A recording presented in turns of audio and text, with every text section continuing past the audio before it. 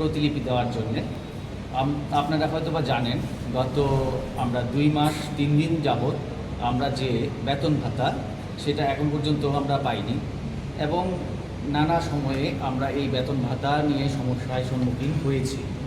আমরা এইবার দেখতে পাচ্ছি যে 2 মাস ধরে আমরা বেতন পাচ্ছি না, এবং এই বিষয়টায় আমরা আমাদের যে সংসার চালানোর যে সমস্যা হচ্ছে সেই সমস্যাটা আমরা আপনাদের মাধ্যমে সরকার মহোদয়ের দৃষ্টি আকর্ষণ করতে চাইছি।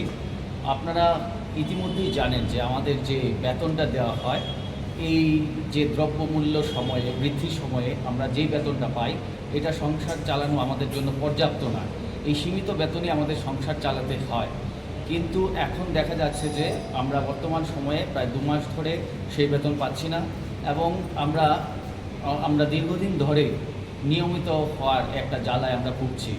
তো আমরা সেই বিষয় নিয়ে আজকে জেলাশাসক কার্যালয়ে আমরা মিলিত হয়েছি। ইতিমধ্যেই আমাদের অতিরিক্ত জেলাশাসক তথা অবেদানন্দ স্যারের সাথে আমাদের কথা হয়েছে। ইনি আমাদের এই বিষয়টা নিয়ে কথা বলেছেন এবং আমাদের আশ্বাস করেছেন আজকে উনি আবার সন্ধ্যার সময় আমাদের সময় দিয়েছেন মিলিত হওয়ার জন্য।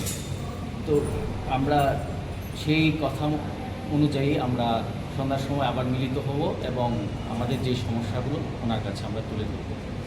আপনাদের মুখ্য দাবিগুলো কী কী? আমাদের আসলে মুখ্য দাবি হচ্ছে, দেখুন, আমরা দীর্ঘদিন ধরে 2007 সাল থেকে রেগা এই রাজ্যে চালু হয়েছে, তখন থেকেই আমরা কাজ করে আসছি, এবং আমরা সবসময় যে সেটা কখনো ফ্লাড হোক, কখনো ইলেকশন হোক, যে কাজে আমাদের সরকার নিয়োগ করেন, আমরা স্বতঃস্ফূর্ততার সহিত সেই কাজটা করে যাই।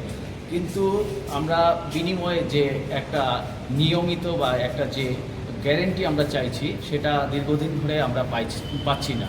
তো সেটা তো আমরা অবশ্যই চাই, কিন্তু তারই ফাঁকে যে আমাদের বেতন ভাতা নিয়মিতভাবে দেওয়া হয় না, সেই বিষয়ে আমরা বিভিন্ন সমস্যার সম্মুখীন হতে হয়। কারণ এই বেতন ভাতা থেকে আমাদের সংসার চালাতে হয়, এবং সংসার চালাতে গেলে নানাবিধ সমস্যা, যেমন আপনার ধরুন আমাদের যে সংসারে বাচ্চা আছে, বাচ্চার টিউশন ফি থেকে স্কুল ফি সব কিছুই দিতে হয়। নিয়মিত সময় যদি সেই বেতন ভাতা আমরা না পাই, সেগুলো আমরা দিতে ভীষণ একটা অসুবিধার সম্মুখীন হই।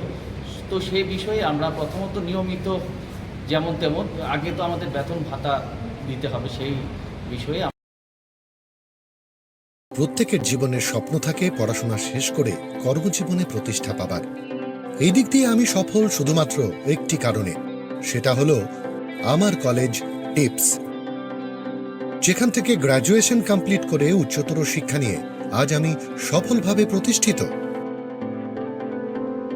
টিপসে পড়াশোনা ছাড়াও নিজেদের কেরিয়ারে কিভাবে অনেক বেশি মাত্রায় সুযোগ পাওয়া যায়, তার সবকিছুই হাতে কলমে শেখানো হয়।